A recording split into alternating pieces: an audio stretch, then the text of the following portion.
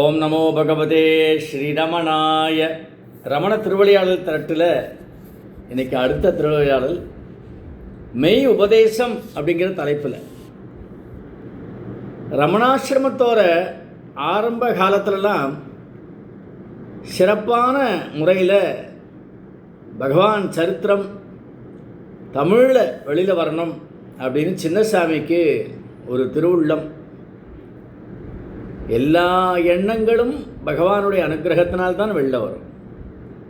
நிறைவேறினாலும் நிறைவேறாவிட்டாலும் அது பகவானுடைய அந்த விளையாட்டு. அந்த சமயத்தில் PV நரசிம்ம சுவாமி அது இங்கிலீஷில் உருவாக்கிட்டு இருந்தார் பகவான் சரித்திரம். அப்போது மலையாள எழுத்தாளர் ஒருத்தர் பகவானை தரிசனம் பண்ண வந்தார்.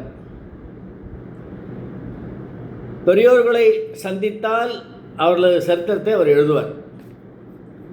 அதனால் தனக்கு கிடைச்ச தகவல்கள் எல்லாம் சேகரித்து பகவான் சரித்திரத்தை மலையாளத்தில் எழுதி முடித்தார்.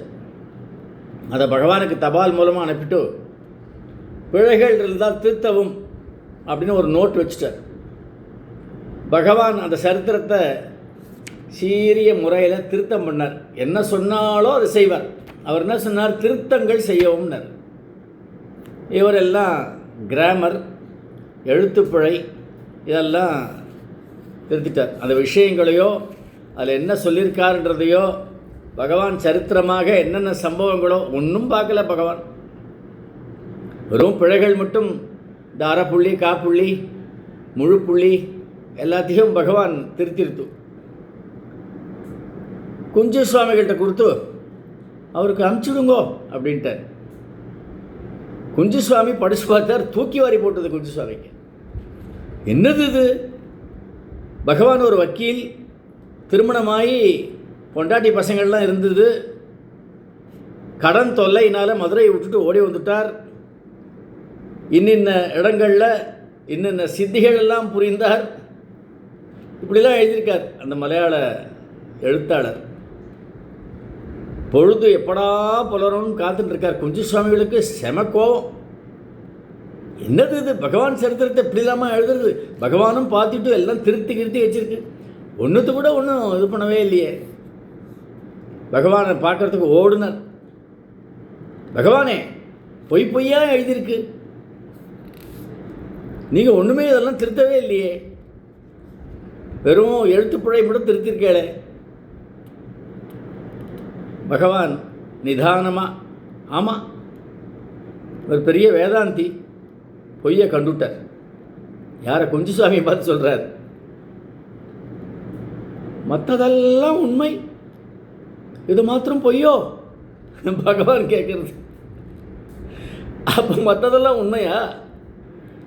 எது உண்மை இந்த உலகத்தில்?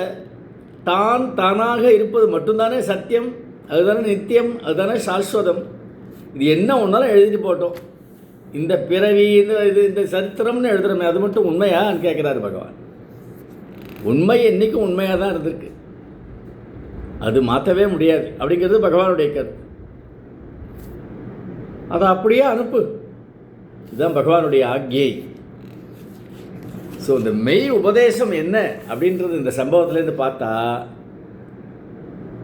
நான் இன்னாருக்கு பிறந்தேன், இந்த இடத்துல படித்தேன், இப்படிலாம் வளர்ந்தேன், இன்னாருக்கு கல்யாணம், இவளை கல்யாணம் பண்ணிட்டேன், இல்லை கல்யாணம் பண்ணி கொடுத்தா எனக்கு, இந்த மாதிரி குழந்தைகளை பெற்றேன், இதெல்லாம் இந்த ஜென்மாவில் நடக்கக்கூடிய ஒரு சம்பவங்களின் தொகுப்பு.